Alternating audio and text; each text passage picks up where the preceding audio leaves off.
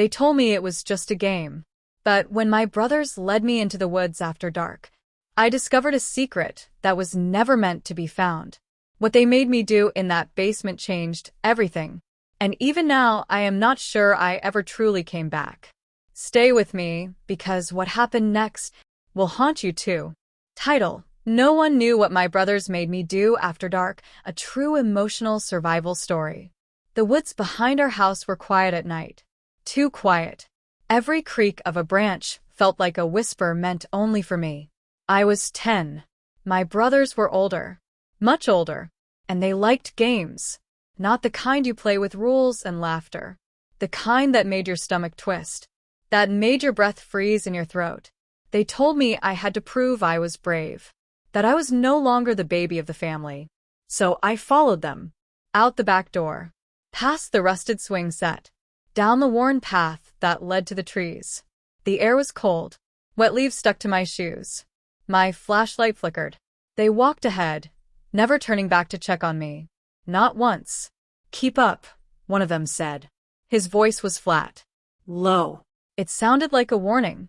We reached the clearing. The moon hung like a silver coin, caught in bare branches. I could see our breath in the air. That is when they told me what I had to do. Stay here, my oldest brother said. Alone. They handed me an old walkie-talkie. Crackling. Half broken. We will call you when it is time. Then they left. I watched their backs disappear into the dark. My chest tightened. Every sound was louder now. Twigs snapping. Owls calling. Something rustling in the undergrowth. I stood still. Frozen. Minutes passed. Or maybe hours. It felt like time stopped moving. Then the walkie-talkie hissed. A voice came through. Low.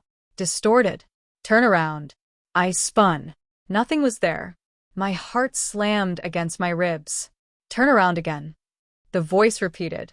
I turned slowly. This time I saw something. A shape. Tall. Still. Just standing between the trees. Not my brothers. It was too big. Too quiet. My mouth went dry. I tried to speak. Nothing came out. The walkie-talkie hissed again. We see you. My knees gave out. I fell hard, the cold seeping through my jeans.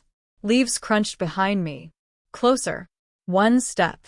Then another. A hand touched my shoulder. I screamed. Turned. It was my middle brother. Smiling. But not kindly. You failed, he whispered. You broke the rules. Then the shape stepped out from the shadows. It was wearing my father's coat. But my father was not home. His eyes were all wrong. Too dark. Too empty. I looked at my brothers. They stared at me, expressionless. No one said a word. They made me walk back. But the thing followed, all the way to the house. When I turned back to point it out, it was gone. But the door to the basement was open. Wide open. And none of us had the key. They told me to go down. Alone. So I took the first step. The wooden step creaked under my weight. Dust swirled in the beam of my flashlight. The air smelled damp, like mold and old secrets. Behind me, the door slammed shut. I jumped. My flashlight shook in my hand. I called out. No answer. The basement stretched before me, endless in the dark. Shadows clung to the walls like spiderwebs. Something moved near the far wall. A scraping sound. Metal against stone. I froze. My breath came in short, shallow bursts. Then I heard it. A whisper. Right by my ear. Why did you leave me? I turned fast. No one was there. But the voice came again. You were supposed to stay. My flashlight flickered. Then died.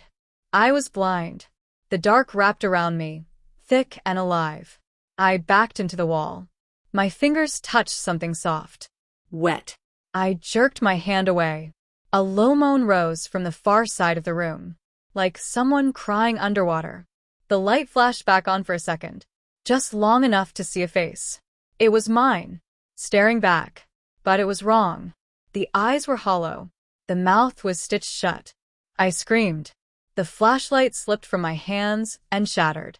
Glass cracked under my feet. I turned and ran, arms out, fumbling in the dark. The stairs were gone. I felt only wall. Smooth concrete, where wood should be. Then the voice came again. This time it was my brother's. You are part of it now. Something touched my ankle. Cold fingers. Pulling. I kicked. Screamed. Clawed at the wall. They were dragging me down. Into something deeper than the basement. Something beneath the house. I reached up, fingers grasping at the wall. And then, a blinding light. The basement door burst open. My mother's silhouette stood above. "Where is he?" she shouted. My brothers were behind her. Pale. Silent.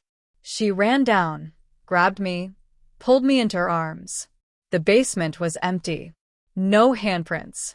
No broken glass. Just dust. And the door still locked from the outside.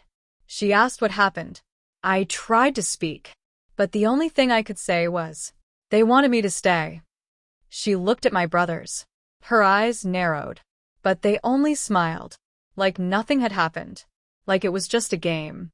But I knew better, because that night, in the corner of my room, I saw the stitched mouth face again, watching, waiting, and I knew the game was not over. I stopped sleeping with the lights off after that. Even then, shadows crept across my walls like they remembered me, like they were waiting for me to forget. My mother never asked again. Not about the basement. Not about that night. And my brothers. They never mentioned it. Not once. But they looked at me differently. Like I was one of them now. Sometimes, late at night, I still hear the walkie-talkie crackle, even though the batteries are long gone. Sometimes, I hear the whisper, "Stay with us." I do not go into the woods anymore. I do not follow anyone after dark. And I never open the basement door.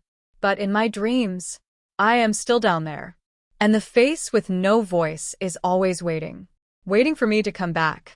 Because once you play their game, you never really stop. You just pretend you did. And hope the dark forgets your name. But it never does.